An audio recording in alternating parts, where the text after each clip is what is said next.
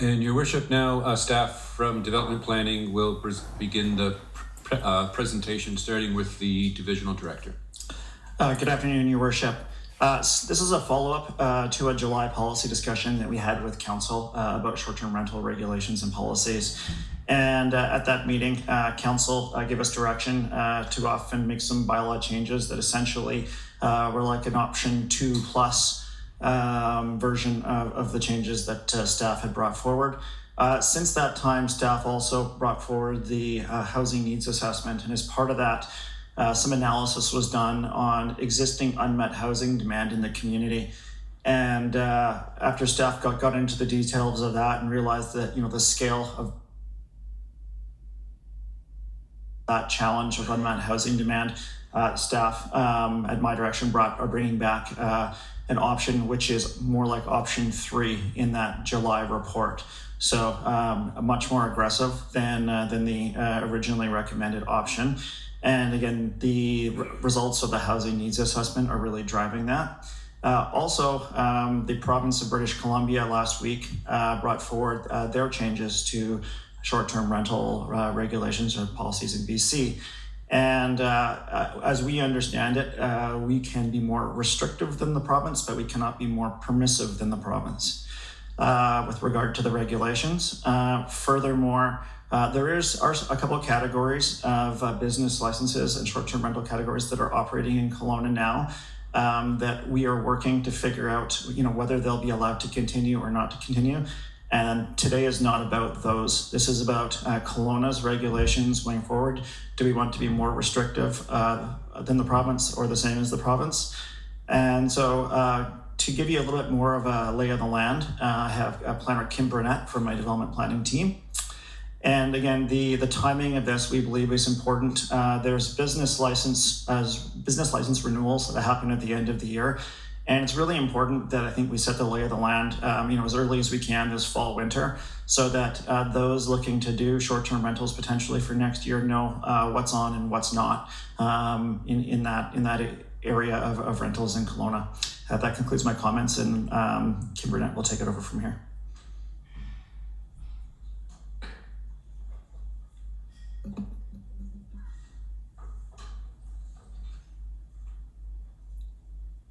Thank you, and good afternoon, Your Worship and Council. As Mr. Smith outlined, I will be presenting proposed amendments to the city's zoning bylaw relating to short-term rental accommodations.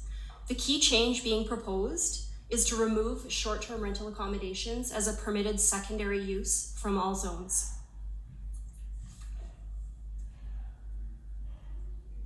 When the city's short-term rental accommodation regulations were originally created in 2019, they were based on guiding principles that were endorsed by Council, as well as best practice research and input from residents and stakeholders. These regulations were adopted under zoning bylaw 8000, and they were then carried through to our new zoning bylaw, which was adopted in September 2020. These guiding principles are to ensure that short-term rental accommodations do not impact the long-term rental housing supply in a negative way, to ensure that short-term rental accommodations are good neighbors, and to ensure equity amongst short-term accommodation providers. Your Worship, staff are concerned that the current short-term rental program is operating in contradiction of these guiding principles.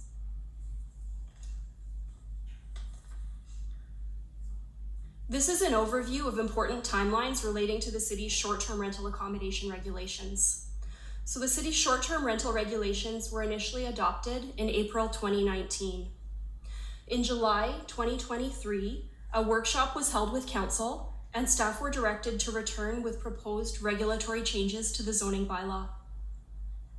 In September 2023, policy and planning staff presented the Housing Needs Assessment Report. This report highlighted that Kelowna is experiencing a significant housing shortage. The Housing Needs Assessment indicated that Kelowna has a current deficit of nearly 5,000 homes and will continue to experience a housing shortage unless we take action on the housing crisis. Last week, in response to the current housing crisis, the province of BC introduced proposed Short-Term Rental Accommodations Act to help municipalities further regulate short-term rentals. This proposed legislation will require further interpretation, and staff will report back to council on these provincial changes once we learn more in the coming months.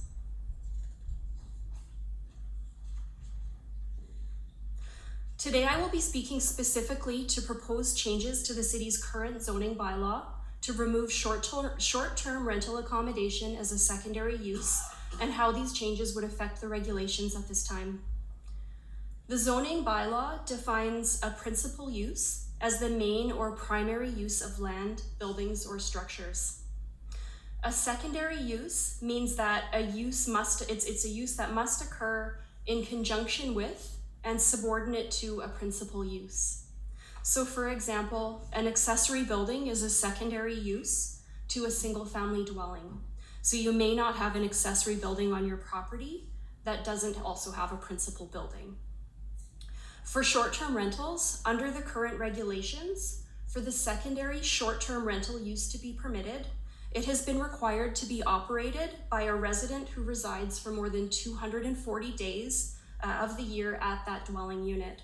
So in essence, the resident who lives there for the majority of the year is considered to be the principal use, and the vacationer that is staying in the short-term rental accommodation is considered the secondary use. The amendments today propose to remove short-term rental accommodation as a permitted secondary use from all zones.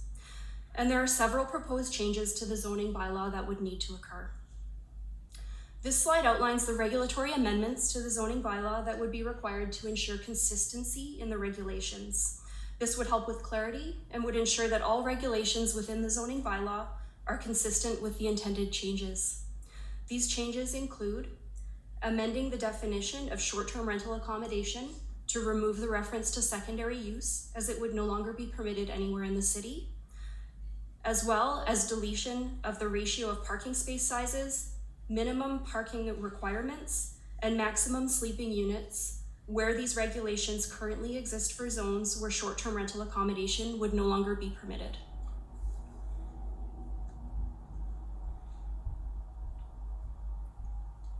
The key change as part of this proposed amendment is to remove short-term rental accommodation as a permitted secondary use within all zones where it currently exists. This includes removal of the use from all agricultural and rural, single and two dwelling, multi-dwelling, core area and other zones, which includes village centers and urban centers, and comprehensive development zones.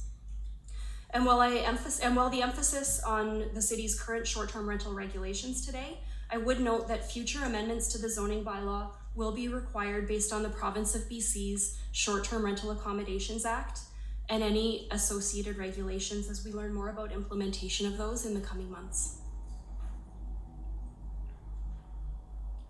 Should this text amendment be supported by council, short-term rental accommodation would still remain permitted at this time in McKinley Beach Village Center, on properties with approved site-specific regulations, on properties with non-conforming and exemption status, as well as on any other properties that are not included above that currently have a valid short-term rental business license. I would note that operating short-term rental accommodation on any of these properties is subject to change as we do review additional information from the province regarding the Short-Term Rental Accommodations Act. Most relevant is how the Act would be interpreted regarding the application of principal residence requirements, as well as changes to legal non-conforming use protections.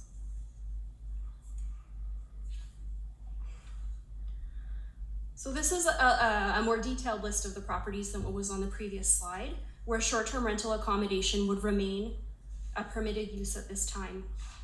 There are 4 developments or areas where short-term rental accommodation has been approved specifically within the zoning bylaw to be a permitted principal use. These are the 2 columns of addresses that are located on the left. These properties include the Aqua development on Kaposi Road, which is currently under construction with 415 units.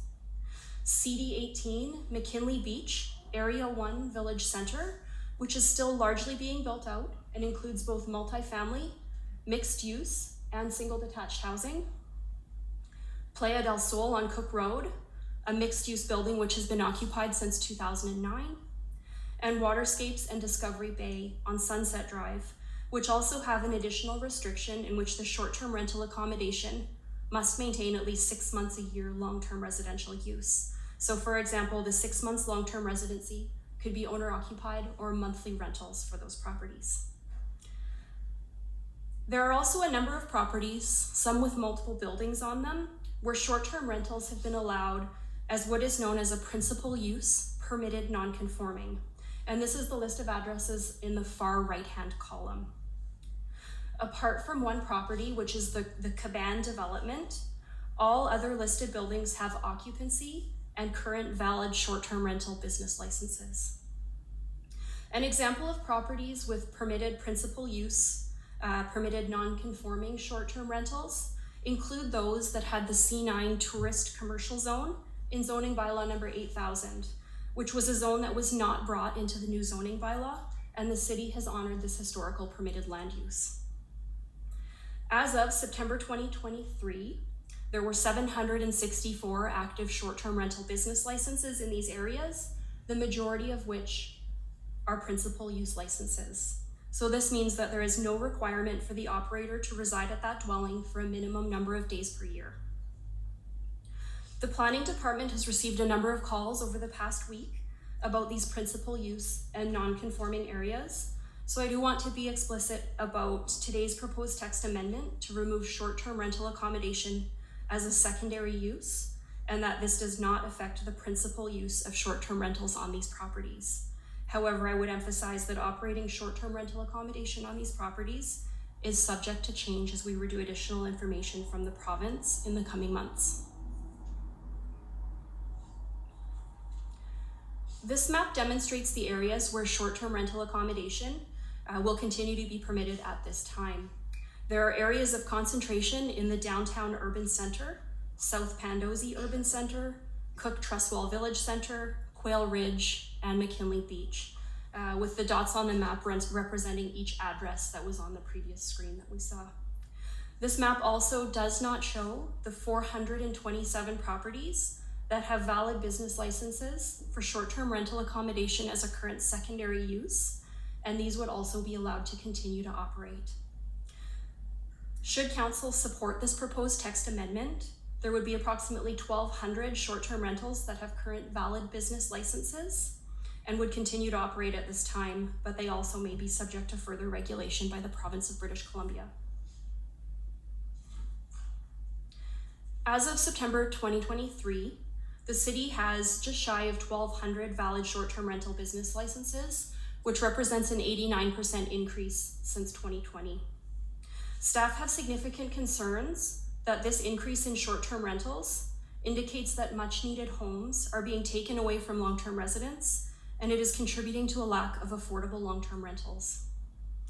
Of the current 1,200 licenses, close to 700 of these are for properties where short-term rental accommodation is a permitted principal use, which means that there are potentially 700 homes that are not currently being lived in by long-term residents.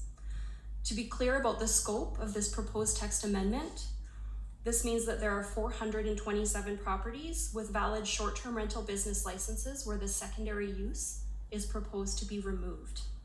This number may also be reduced by the legislative changes introduced by the province, as we are aware of instances where they are currently being operated in contradiction of the city's current zoning bylaw principal residence requirements. There are currently over 60 applications for short-term rental accommodation business licenses that are considered to be in stream and waiting to be reviewed. And since this report was published on the council agenda on Wednesday afternoon, an additional 15 business license applications for short-term rental accommodation were received. Due to the change in the bylaws being considered, staff are seeking council direction to stop accepting applications for new short-term rental accommodation business licenses until the outcome of this proposed text amendment has been determined. This is because staff are increasingly concerned that every new short-term rental that is created detracts from the city's housing needs target and is a contributing factor to the housing crisis, as reflected in the housing needs assessment. The 2023 revenue to date from short-term rental accommodation business licenses is just under $700,000. and the 2023 revenues from the online accommodation platforms are estimated just shy of $1 million. Expenses include a part-time staff member in the bylaw enforcement department and 1 full-time staff member in the business licensing department. The city also spent $70,000 in 2022 on a contract with Host Compliance, which I will speak further about later in my presentation.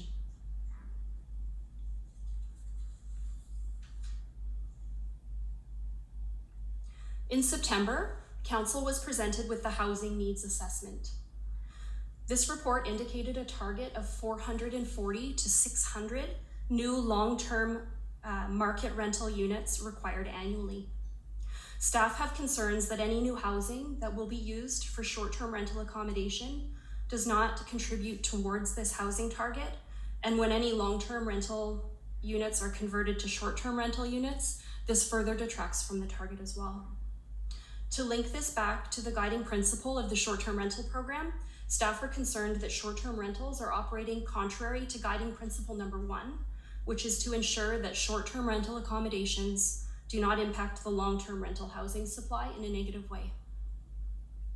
An additional indicator is that between 2019 and 2022, 70 decommissioning permits for secondary suites were applied for, where a subsequent application for a short-term rental accommodation business license was then made for that same property. So this means that we can confirm that 70 secondary suites have been converted from the long-term housing market to the short-term accommodation market. This proposed text amendment to remove short-term rental accommodation as a permitted secondary use would stop this from legally occurring in the future. These proposed amendments to the zoning bylaw are to help protect the supply and affordability of long-term rental housing for residents. When the community does not have enough housing to meet people's needs, using homes as de facto hotels is counterproductive, and it contributes to a suite of other issues in our community, such as homelessness and the need for emergency shelters. With the province expected to table legislation that may allow for multiple dwellings on single-family lots within the city, staff recommend proactively removing short-term rental accommodation as a secondary use from these zones. And this would ensure that any new dwellings are for the long-term housing needs of Kelowna citizens, both now and into the future.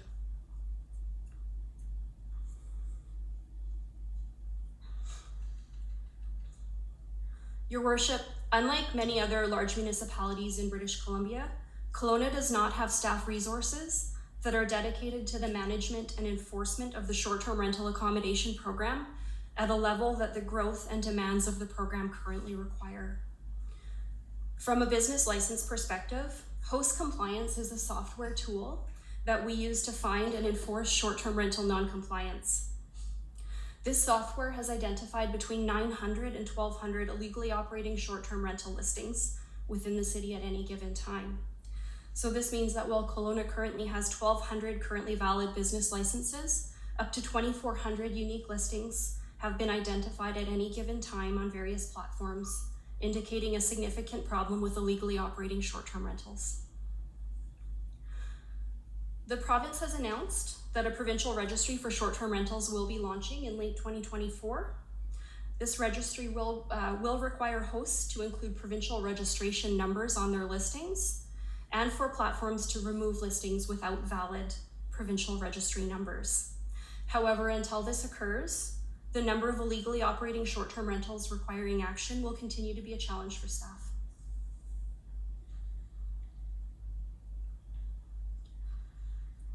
The city has now gone through 5 tourism seasons since the adoption of the short-term rental regulations in 2019. The bylaw enforcement department has indicated to us that the current zoning bylaw regulations are difficult to enforce, and the most common complaints received are some of the most challenging to gather evidence and lay charges on. These are commonly related to noise and nuisances, parking, solid waste, and zoning bylaw regulations such as the number of people and guests. Staff are concerned that the current short-term rental program is operating contrary to guiding principle number 2, which is to ensure that short-term rental accommodations are good neighbors. And while many properties are compliant, many others have not been able to operate in the spirit of being a good neighbor. Amending the regulations to make them easier to enforce, as well as considering increasing fines and enforcement options, is pivotal to mitigate further loss of the long-term housing supply and to bring current properties into compliance. These proposed bylaw changes today would not be expected to completely eliminate the need for staff resources. This amendment may actually result in an initial spike in enforcement requirements due to the high number of illegally operating short-term rentals.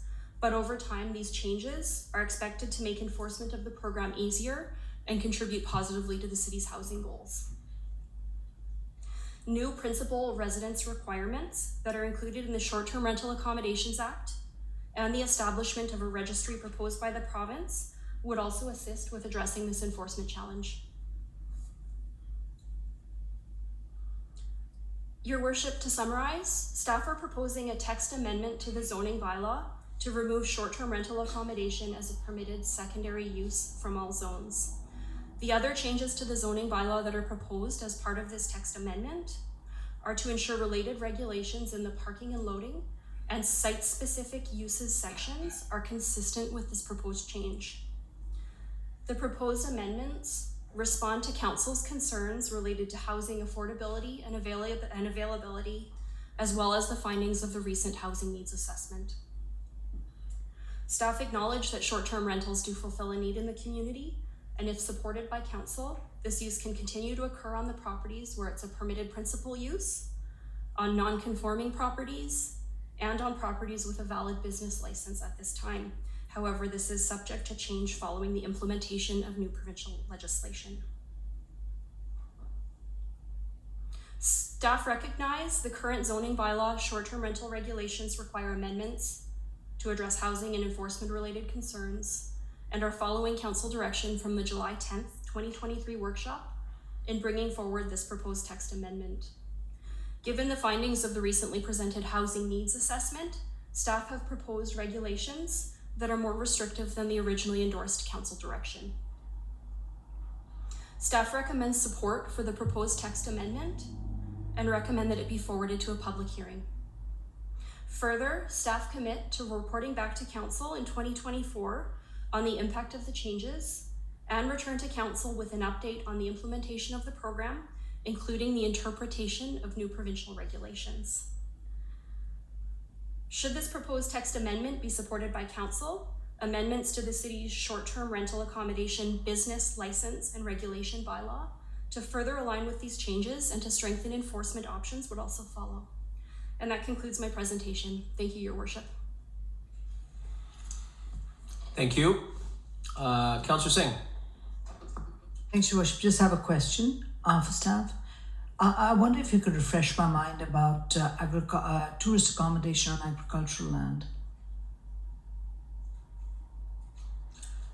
Your Worship, I believe that would fall under a different category of the bylaw right now and different regulations, because that, again, is regulated through the ALC Act as well and in a different section of our zoning bylaw. So we're not discussing that today. But would that be still under the regulations for short-term rentals? I mean, would the same philosophy follow for that? Your Worship, if it's governed by different legislation, then it's not under consideration today. So any discussion about farm accommodation or tourist accommodation on farms is not part of today's deliberations. Thank you. Council, any other questions? Councillor Cannon? Thanks, Your Worship. Thanks, staff. I've got lots of feedback from the community on this. A very emotional issue for many that's invested in the community, played by the rules, and all of a sudden, a stroke of the pen, their life's turned upside down. And for others, that they feel that this has been the right thing to do because of the housing crisis. So we're trying to find some balance in between here, and I appreciate staff's efforts as well. So just from the province, they say 90 days or less is short term. What is the city's definition of short term? Your Worship, the city's definition today is less than 30 days would be short term, but that will be superseded by the new provincial definition. Okay. And in your presentation, you mentioned that the new registration system will help staff enforce the primary residence, I assume they can share this information from a privacy perspective. Maybe you could elaborate how this information sharing will help our bylaw be enforced more efficiently, because that's one of the big concerns I think we have right now, and a few frequent offenders we haven't been able to enforce the present bylaw. Your Worship, when we're reviewing business license applications right now, if you're a principal resident on the property, you're allowed to take advantage of the secondary of Airbnb as a secondary use. But to prove principal residence is a challenge. Oftentimes we'll see that we think someone might live in, say Prince George, except they have a driver's license or mail to the Kelowna address and utility bills to the Kelowna address. And so it's who's actually living where as their principal residence is the challenge. And what is the definitive or legal indication of that? So that's a major challenge for us. So you're hoping this will provide the additional tool that's, I guess, missing from Mr. Marsh and his team there that's enforcing the bylaw? Yeah, that's correct, Your Worship. We believe that this will give our business licensing team, the province's changes, an additional tool that they need to enforce, whether it's the existing bylaw or the new bylaws. We've probably heard from several residences, property owners, I should say, in our community. One of the reasons they don't like to rent on the longer term is because of our Residential Tenancy Act in BC. So don't have to enter into a tenancy agreement, basically, mostly short-term agreement. In discussions with the provincial officials, have you heard of any plans to reform the Rental Tenancy Act in BC? Your Worship, on a couple of occasions, I've heard that it's a possibility. I don't know if that's happening or not. Kelowna, I can say, has not been involved in any consultation or discussions about it, but that doesn't mean that it's happening or not happening. Okay, and you mentioned in your comments about as far as the province is moving forward and this act coming into place in May, and regulations are being drawn up. Do you have any idea as far as when the regulations will be, I guess, confirmed, and whether or not local governments will have the ability to even grandfather, in this case, some of these properties as you're proposing? Yeah, Your Worship, that's the concern we've heard the most is I'm grandfathered today or I have a permitted use today. Will it be that way under the provincial legislation? So we're preparing a list that we have, we're adding some more detail to, and we're going to send that to our counterparts at the provincial government, and they're going to go through it with us and try and explain to us what will meet and what won't meet their new legislation. Part of the challenge is that the regulations that implement this legislation are being written right now as well, and this may help that too. So it's a little bit in flux, but we hope to have that by the end of November. Because then if you don't have clarity, then you issue your 2024 business license, and then come May, we can't grandfather, then you're going to have to re-accredit them to people that have been issued. So I can see the challenge from an administrative perspective. Your Worship, I'm thinking about, we've heard from a lot of the community, and I think it'd be important to get that information out. And we've had a brief chat as far as maybe looking at some ideas of having an information session, for example, with the community or a public hearing. I don't know exactly what we have a couple of options, but because to me it's premature. We don't have all the information. We can't really make an informed decision. And I don't know if the city manager has any advice as far as what from a council perspective, our options, how to best move this forward and keeping the community engaged.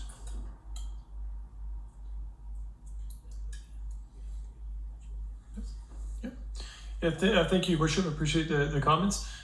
Should count your options right now are to move this to a public hearing and hear from the public, or to defeat or defer it until such time as you have more information on where the province is going. So that's up to you to decide. Should you move it forward to a public hearing, we would look at opportunities to share what we know in more detail and speak with residents in some format. I don't know what format that would be, to give them as much information as possible.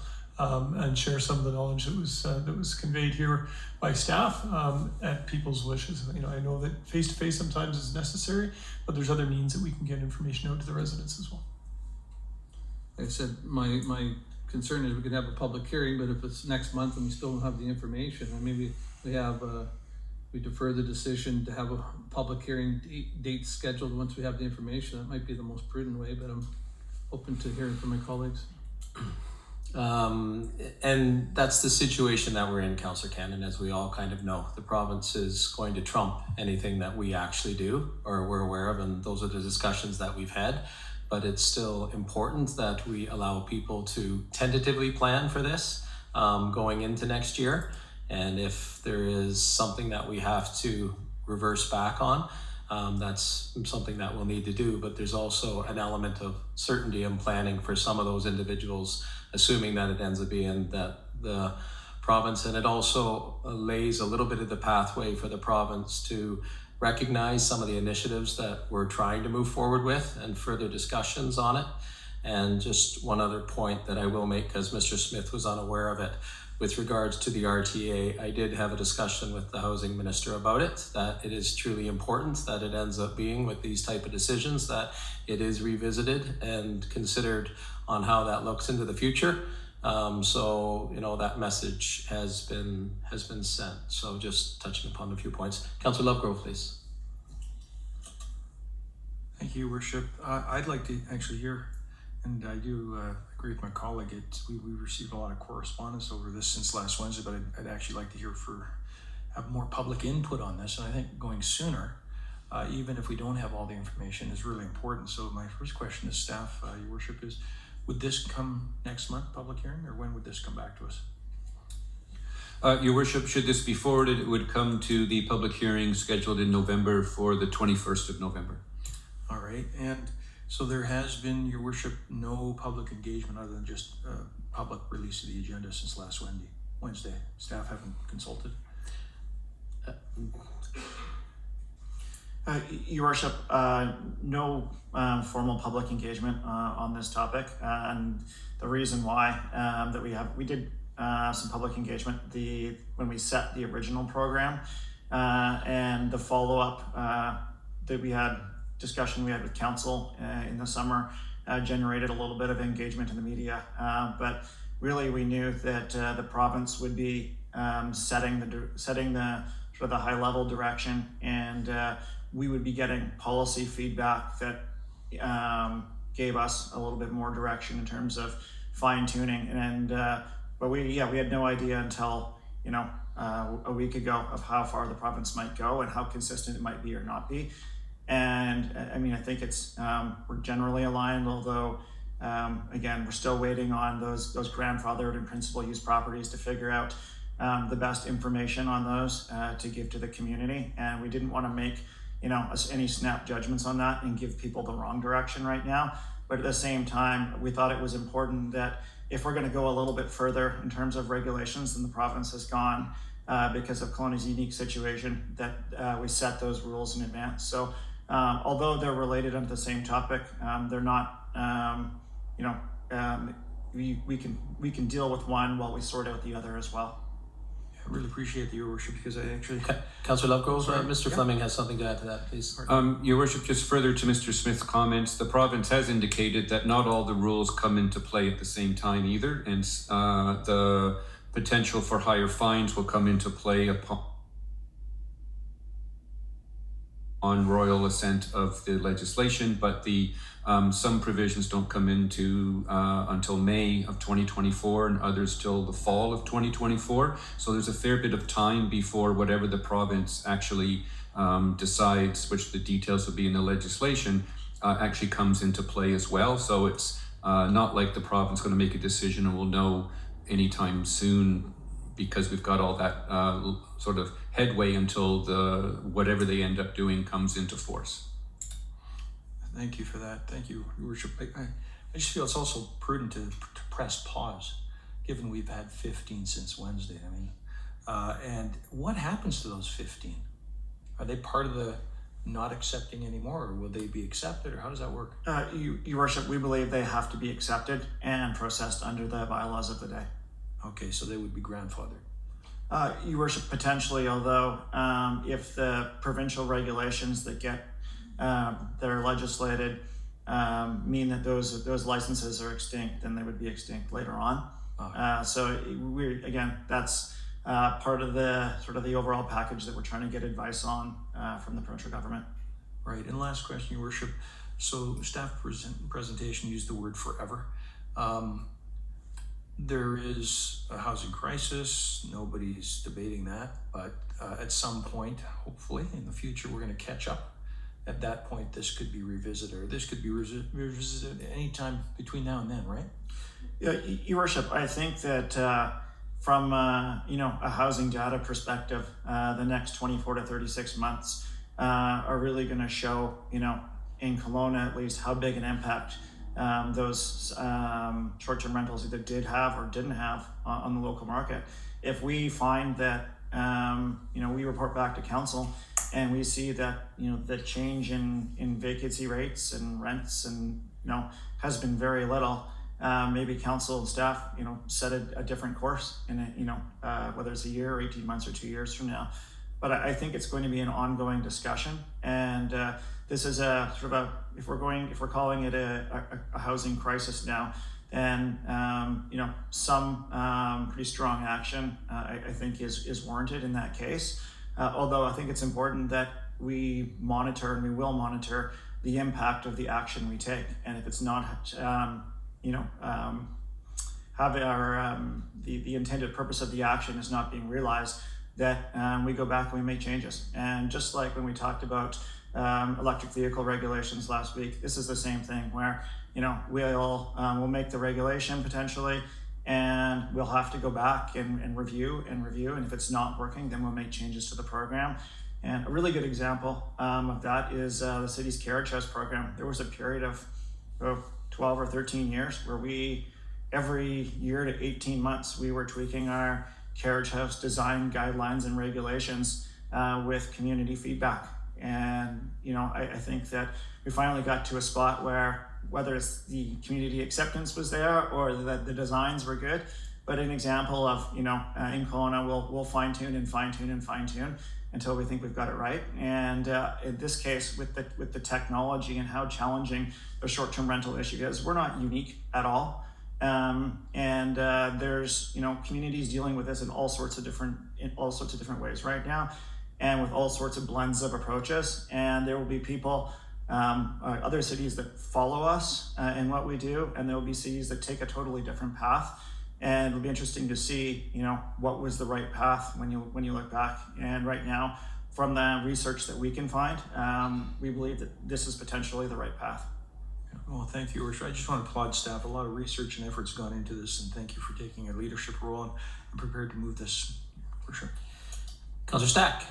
Yes, Your Worship. I know it's just questions are kind of mixed with comments, and Questions first. If you have questions to staff first, if you just have a comment, that's fine. Well, maybe the question is, I'll comment in as a question, but one of the reasons staff responded to council's direction on this was to help address the non-conformance, people that are operating short-term rentals without licenses, and those that are operating them not following any of the guidelines. For instance, like houses in neighborhoods that are being used as very large rental properties and stuff. So in the proposals that you're bringing forward to us today, do you believe they will help address some of those issues? Your Worship, the rules become a whole lot more simple for our bylaw enforcement team to administer. And that, combined with increased fines from the provincial government and potentially the province's own enforcement support, staff believe will be more effective. So if and when the province comes forward, the principal residence seems to be one of the key factors here. Is it because then they can tie data together from people's tax returns as to where they're declaring their principal residence, and then it becomes very obvious if it's a principal residence or not? Is that the tool they have that we don't? Your Worship, yeah, they've got a number of tools and data sources that we don't, or that would be incomplete here. Yeah, okay. I'm also prepared to move this forward, Your Worship, and I'll have a few more comments. Thank you. And just to go to that point also, again, in speaking with the Minister of Housing, they're going to, they're coming up with a program to basically track this, which I understand will be very intense from his words. So it's that was something that was communicated. Councillor Hodge, please.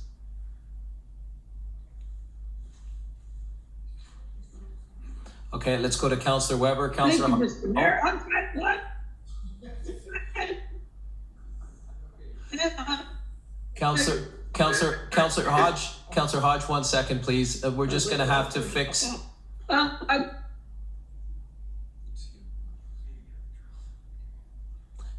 Councillor Hodge, if you can hear me, we're not getting the reception properly. We might need you just to turn it off and turn it back on one more time, and I'll go to Councillor Weber on the interim. Councillor Weber, please. Well, actually, I was going to make just a comment as we go into a vote. I don't have a question right now. We can do that after in between the vote, then we'll do that. Councillor Hodge, are you back on?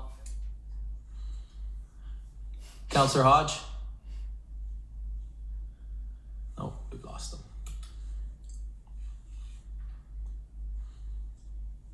Councillor Singh, was there something else you wanted to just... Your Worship, I was just going to make a comment. Okay, just going to make a comment in between. Any chance of pulling him back? There we go. Councillor Hodge, can you hear me? Yes, can I hear you? Yes. Yeah, can you hear me now? Yes, I can. Please go ahead. Well, I kind of, the point got lost. And I was going to suggest way back the last time Councillor Stack spoke that we go through recommendations as presented, but I wanted to have a clear understanding of what that recommendation was. And then I heard then I heard our city clerk speak elegantly about our province, which reminded me what a mess we are with waiting for a decision from there. So I would be willing to look at the recommendation the Councillor Stack was presenting, but I would like to also, I'm nervous about where it's going to all be for naught. Are we going to get all ready to do that, and then the province changes its mind again? So, but if Councillor Stack could, which recommendation are you looking at? 1 point. Are we looking at 3.1? Is that what we're discussing? Councillor Hodge, 2 things there, 2 questions in there. To answer your first one, the recommendation will be read by Mr. Fleming in a minute, so you'll understand exactly what the recommendation is. All Councillor Stack was saying is that he was moving the recommendation, so I'll get Mr. Fleming to read that recommendation. And you are correct with regards to the second item. The province will trump any decision that we make, but as we have had in discussions here, this amendment this text amendment that we're making is definitely different than what the province is suggesting, but it's also, the communication will be there. We do need to allow people to plan into next year, especially those who have licenses at this point in time, and that is part of the intent on this. So is that it? And so Mr. Fleming will read the text amendment when we move forward with that. Council, seeing no further questions, Mr. Fleming, if you would please just read the text amendment. We'll get a mover, and then we'll go from statements from there. Thank you, Your Worship. So what's the staff recommendation? We're on item 3.1 of the agenda, that zoning bylaw text amendment application number TA 2313 to amend City of Kelowna zoning bylaw 12,375 as outlined in Schedule A attached to the report be considered by Council. That the zoning bylaw text amending bylaw be forwarded to a public hearing for further consideration, and that Council directs staff to withhold applications for new short-term rental accommodation business licenses in accordance with the business license and regulation bylaw and short-term rental accommodation license and regulation bylaw until the outcome of the zoning bylaw text amendment has been determined. And further, that final adoption be considered subsequent to the approval of Ministry of Transportation. And I just say as an aside, Your Worship, the authority to withhold the business license is in Section 463 of the Local Government Act and may be withheld for a period of up to 90 days.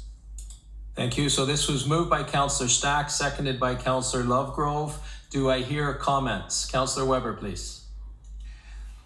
Well, we've been getting so much correspondence on this, both pro and con, and then a lot of the letters we get aren't so much pro and con, but asking questions about individual properties. And some of the questions we can't actually answer right now. But if there was ever a topic that's come before council in my brief year, this is one where we need to hear from the public for sure before we move ahead. And so I was, if voting in favor of this amendment is, I would do it not so much as taking a stand on either side, but to hear from the public, I'd vote in favor of that.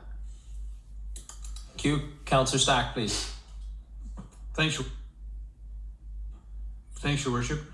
I agree with Councillor Weber. I think this should go to public hearing and we should hear back. I got a feeling we'll hear very strong opinions on both sides of this issue. I was in the last public hearing when we initially brought some of these rules in, and it was a very raucous evening with all kinds of opinions and perspectives on this matter.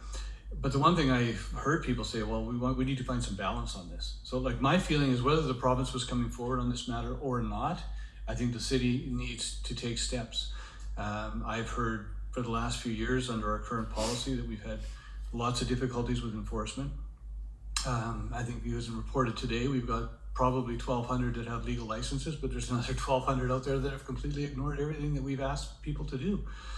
And we can tell by the complaints that we're getting through the bylaws that when they go out there, people completely just ignore everything that they're asked to do. And the neighbors who have complained are fed up with certain things, so they want to have their voices heard. So I actually think this policy that staff have brought forward is somewhat the balance we're seeking, because it sounds like the province wants to get a lot tougher. And this one does allow short-term rentals to continue in the zones that it was originally set up for. It allows for them to continue in some of the properties that are legal non-conforming. I think that's a balance. And so there is still opportunities for people that want to visit our community and use short-term rentals to continue to strengthen our tourism sector. But it does start zeroing in on those that are completely operating without any consideration of their neighbors and how they're operating their units. So I think this is a balance. So I think it's good to hear from the public, and I think we'll, during that period, even if the province decided to hold off, maybe the lobby makes the province hold off for 6 months or a year, then at least we are addressing some of the issues that our citizens have asked us to address. And I think that's why we need to move these forward. And I think staff have done a really good job of identifying a balanced position on this, and I'm fully supportive of what's being proposed. Thank you. Councillor Cannon, please. Thank you. I appreciate comments, and we've heard that Kelowna's underbuilt, especially for our corporate hotel and the convention center. Will this be enough to draw people to invest in our community in that way? And I think of what's the best plan for our community. We hear for the need for tourism, for student housing, but also I hear from employers that need attainable, affordable, accessible housing for housing for staff for long term. So I support also going to a public hearing. I just had one other question as far as with confirmation with UBCO. They rent out their student facilities in the summertime on a short-term basis. And they're not a principal resident, it's a campus, and it's not in a CD zone that I'm aware of. So would they be exempt from this? Councillor, just think we're just into comments at this point in time. Is it something that needs? I'm going to clarify that for public hearing, as well as the shores. $34.99 wasn't on the list. I forgot to mention that. So. Okay, we'll make sure that it's clarified at the public hearing. Any other comments? No, that's it then. Okay, so this was moved by Councillor Stack. Councillor Singh, comment, sorry. Sorry, Your Worship, but thank you for giving me this opportunity. I want to say I really appreciate staff's efforts, because this has been a very difficult issue. We've, right through the summer, I'd like the public to know, right through the summer, we just get a barrage of letters and calls to our phones from angry people because their lives have been disrupted because of short-term rentals in their neighborhood and how their peace has been destroyed. And so I really appreciate staff's coming forward with recommendations. But however, short-term rentals are really part of the problem and part of the solution. Part of the problem in the sense it takes away from the rental market and the rental pool, and the solution that it allows homeowners who may be using their secondary suites or whether legally or illegally doing this, be able to pay their mortgage. So I think we need, as a council, we need to do a deeper dive into this and really talk to the public and get a feel for how these changes are going to impact our citizens. So yes to a public hearing, and we need to individually outside council engage with the public, so we really understand, not just take it from people who come to the public hearing, because there'll be people who don't make it, how this will impact their lives and this community. So I also would highly suggest and recommend, Your Worship, that somehow we have a communications plan or strategy where these new regulations, these proposed regulations, are explained to the public, so there's no misconception, because this is a very, very big deal. A lot of people have bought properties with the expectation of, have invested with the expectation of the STR paying for their mortgage, so we don't want to leave them strapped. So if they could understand the regulations clearly and see where we're going, I don't know how staff can do that in such a short period of time, but I think it's really important that we roll out a strong communications plan. And that's it. So yes to a public hearing. Thank you. So this was, again, moved by Councillor Stack, second by Councillor Lovegrove. All in favor? Opposed? So motion carries. And just out of public interest, we've already had discussions around the fact that this would be of interest and is of interest to many individuals, and they would like to be heard. So in anticipation of that, there is discussions of looking at having some form of meetings prior to the public hearing, just from a standpoint to allow individuals to be heard. What that actually looks like right at this point in time, we haven't released that, but we will be communicating that so that there is the opportunity for individuals to interact with staff, just so that questions can be answered accordingly. So I thank everyone for being here today, and council will just take a 5-minute break. Thank you.